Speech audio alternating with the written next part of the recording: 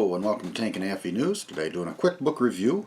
This is one that was sent to me a couple weeks ago by the fine folks over at Casemate. It is 3rd Germanic SS Panzer-Korps, a history of Himmler's favorite SS Panzer-Korps 1943 to 45. This is volume 1, which covers the creation of the unit up until September of 1944.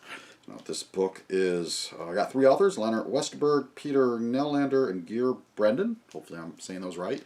And they are, according to the biography provided in the back of the book, 2 Swedes and a Norwegian, which explains their interest in this topic because this particular SS Panzer-Korps was made up of non-German volunteers.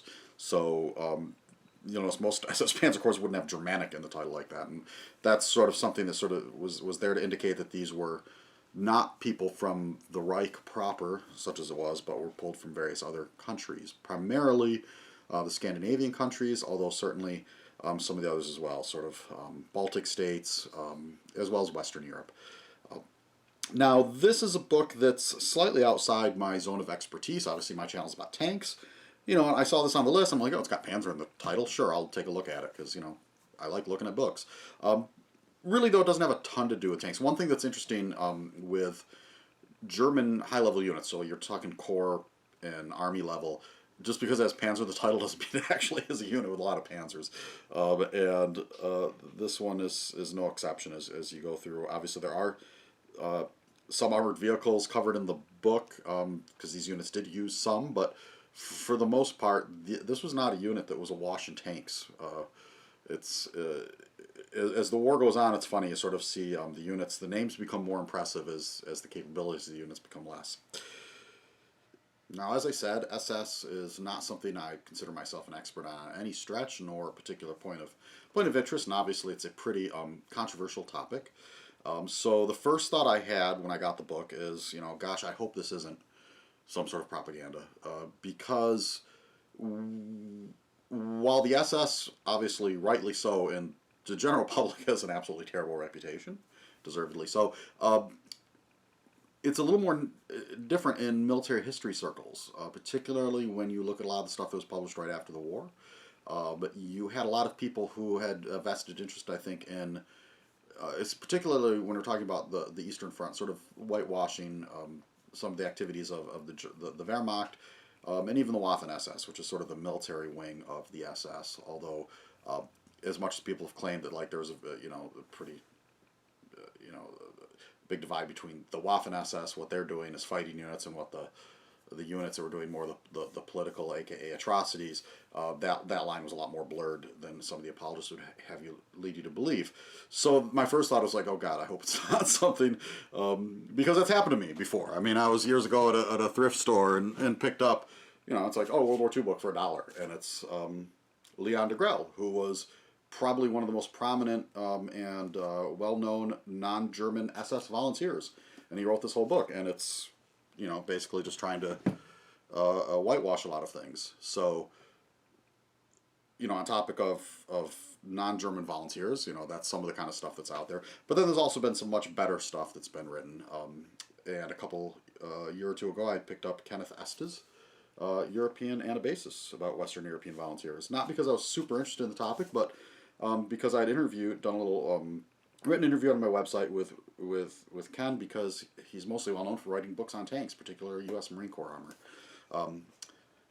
So this, I'm glad to say that this book, to get back to the book I'm reviewing, Germanic SS Panzer-Korps, is a very well done book. This is written in a very scholarly manner. It is, I think, a fairly accurate look at the topic without delving into any sort of apologetics or trying to present the SS as anything other than what it actually was.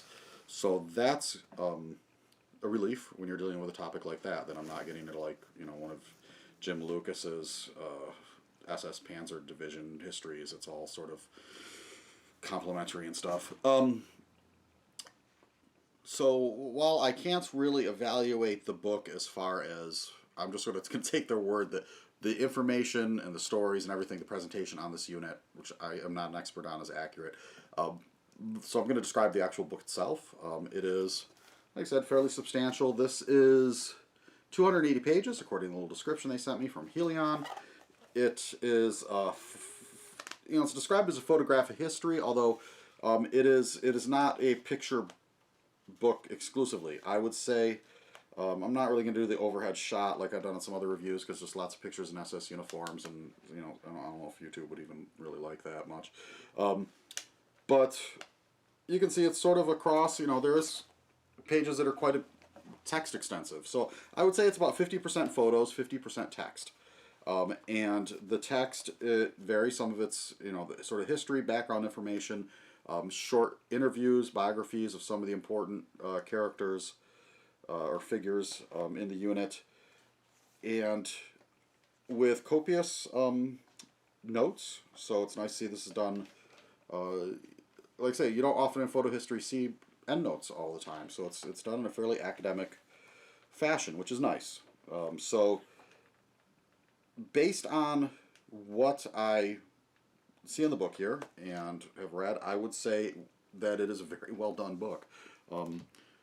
Not necessarily within my major zone of interest. Obviously, it has to do with the Eastern Front, which, if you're into tanks, the Eastern Front's kind of a pretty big theater. It's pretty hard to ignore. So I would give it a thumbs up based on, like I said, if this is a topic that you have an interest in. As far as other details, this book came out just in September of this past year. It has over 1,000 illustrations. According to the little info sheet here, it is a list price of $79.95, so it's not a cheap book. But I would suspect that it is, specialized topic, might not necessarily drop in price much once it hits the used market. So, and probably not a huge print run. So I'm guessing if this is something you want, buy it now. That's the thing with books, especially these sort of more specialized ones. You got to pay to play. So, other than that, I'm not sure I have much else to say. Other than, Third Germanic SS Panzer-Korps, Himmler's favorite SS Panzer-Korps. That's, as far as bragging rights go, not very good. Probably after the war, I wouldn't use that one much. So again, thanks to the fine folks at Casemate. Always appreciate getting books to review, and hope this was useful, and we will catch you on the next one. Thank you much.